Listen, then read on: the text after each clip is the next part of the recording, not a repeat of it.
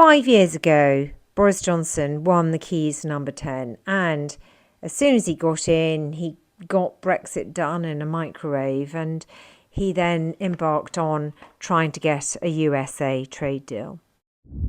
Ein riesiger Erfolg von Boris Johnson, welcher ist charismatischer Führer, ne?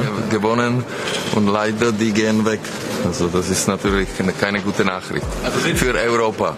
I want to congratulate Boris Johnson on a terrific victory. I think that might be a harbinger of what's to come in our country. He's a friend of mine. It's going to be a great thing for the United States also, because it means a lot of trade, tremendous amount of trade. They want to do business with us so badly. Y quiero mandar un mensaje de confianza, de tranquilidad. Yo creo que la Unión Europea y España estamos preparados para ese Brexit ordenado. It's an extraordinary result, a powerful result. That's the most important thing of all, winning the trust of people that have put their trust in us. I have to tell you that I really appreciate him as a person.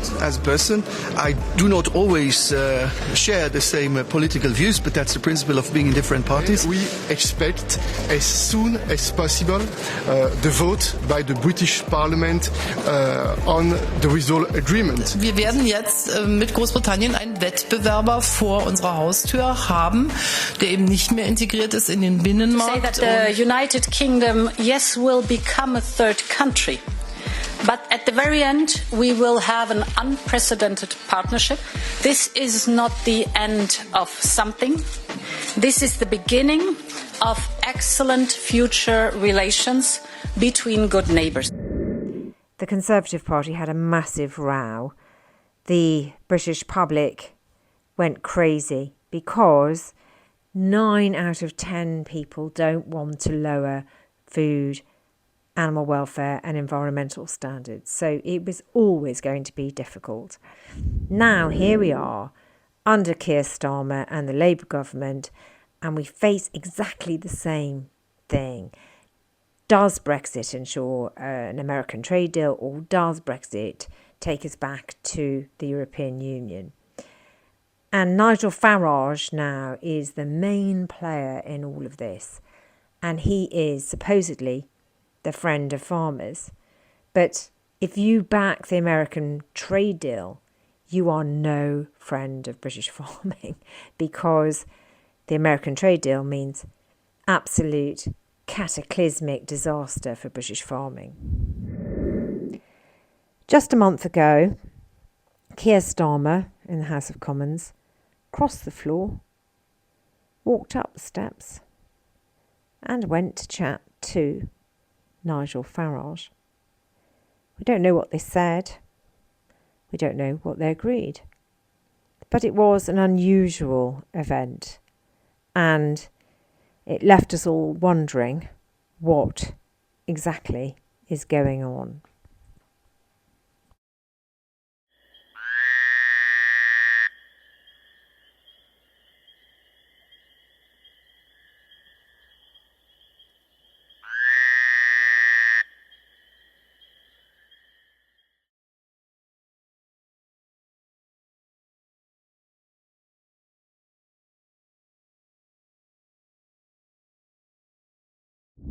Do you see your role as representing the interests of the incoming Trump administration now? I'd like to avoid World War III. That's quite a big consideration for me. But the question is, do you see your role as representing them? No, my role is to represent people who voted for me here.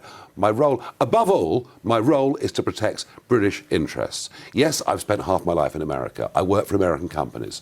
You know, I've lived many, many months, if not years of my life in America. All that is true. But no, my first responsibility and the commitment of my heart is, of course, to our country. And I know without a good military relationship with America, we are in very big trouble. I've got to ask you, how much is this you wanting desperately to be the UK ambassador in Washington? Well, it's not going to happen, is it? You know, I mean, but how much is this about? No. I am not going to be the ambassador. Even though Trump would love it, it isn't going to happen. That's the gift of the incoming Labour government. I just hope they think outside the box and choose somebody that can actually get into that Oval Office and have a straight conversation with Trump and those around him. What I want to do, and I have actually, been in touch with the Labour government, and I've said, totally sincerely, If I can be useful, given not just that Trump's a friend, but half the incoming cabinet are friends that I've known for many, many years, if I can be a bridge in any way at all to do things that act in my national interest, even though I don't support anything the Labour government stand for, I would do that. Does it feel like you're already doing the UK AMBO job? Well, if I can, I'm trying to be helpful. It's not helpful to the country to destroy our food security. An American trade deal is cataclysmic for British agriculture and our food security. We cannot compete with America. History shows us why this is the case. We have a very difficult climate. We have limited amount of land. And also, since Brexit, we're not even subsidising food production. So there is no hope of us ever succeeding against America in food competition.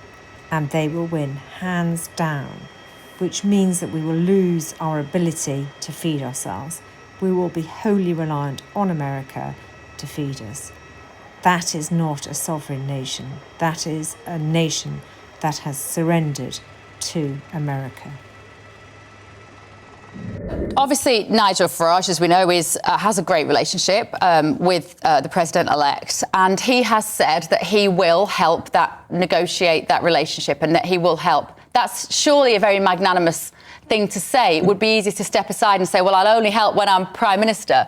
But the fact that he's saying, I will help Mandelson if I can do so at this point, surely that should be, the reaction to that should be positive from the Labour Party.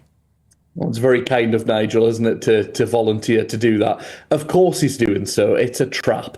Now, what he doesn't expect, he wants the Labour Party to stand up and say, no, not a chance, get back, we'll sort this out, because then that puts him in a position to be able to say, look, if only I was in charge, we would have a better relationship. But of course, Peter Mandelson already is doing the smart thing here and saying, oh, great, yeah, come on board, Nigel, you can help me with it. You can be tied to this entire relationship, and if things go south, you can be associated with it as well, because Nigel Farage has a lot to gain from his relationship with Donald Trump, as we've seen already, and through his connections to Elon Musk, who's looking at bankrolling his bid to be the next Prime Minister of this country. So it's very smart from Peter Mandelson to say, yeah, come on board, get involved. Wouldn't you rather Nigel Farage says, yes, I will help, than say, no, I will not? I mean, it depends, but I mean, if he's able to help. But on what? Then If it's going to be in our interest for our country, then surely that is a good thing for Nigel Farage to say, I don't mind brokering that relationship. It seems like the American administration think Mandelson is a piece of work. Well, let me help get involved for the sake of the country. If we think that Nigel Farage is doing so for the sake of the country, I don't think Nigel Farage has ever done anything in interest other than his own interest. So it'll be interesting to see how far that goes and how much work he's willing to do. So I think Peter Mandelson's right to invite him in, get him on board, see what he can do to broker the relationship. But don't forget, this is a Labour government. It is a government that is left-wing. It is a government that is left of centre. It is the opposite of what Donald Trump is and what Nigel Farage is. So for them to try and, capitulate on certain things, they need to stand firm. Nigel Farage can only do so much and have so much influence in that. But surely the whole point of that political difference of those two administrations means you need somebody to broker that deal. And if Nigel Farage had turned around and said, I'm not getting involved in this, it's not my problem, that would be Nigel Farage acting for himself, surely. No, it's about playing games. It's about playing games. It's Nigel Farage offering help. He's not doing so with the genuine hope of trying to get a Labour government to have a good relationship with Donald Trump. Donald Trump, Elon Musk, Nigel Farage want the Labour government of Britain to fail. Elon Musk, who's looking at giving Nigel Farage $100 million to fund him, has called Britain a tyrannical police state. He's called the Labour Party a communist government. These are not people who have any interest in this government succeeding. They're trying to undermine it at every turn. Nigel Farage will be doing exactly that.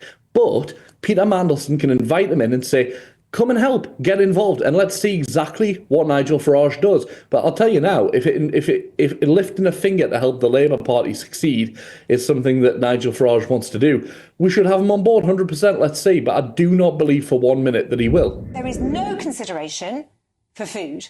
Everybody needs food. No, not even discussed. And the world is, in a very difficult place, and there's no consideration. We are about to get food shortages anyway because of the flooding in Spain. And we've lost 2 of our very biggest salad growers because the last government didn't keep the greenhouses open. A lot of the Lee Valley growers have gone because of the gas prices. We are heavily reliant on Spain for fresh food in the winter. We've had a mild autumn, and I can tell you now you're going to start to see real shortages. And that's before the farmers begin to hold back food. And this government haven't considered what impact that is going to have on the stability of the country. Brexit was always about turning away from Europe and facing America for an American trade deal, and all the horrific compromises that means. We know that British people did not vote for a downgrading of standards. They voted for more Britishness, not becoming American. But we will wait and see if Keir Starmer is merely playing the American bluff, or whether he really is going to enforce the America trade deal on Britain.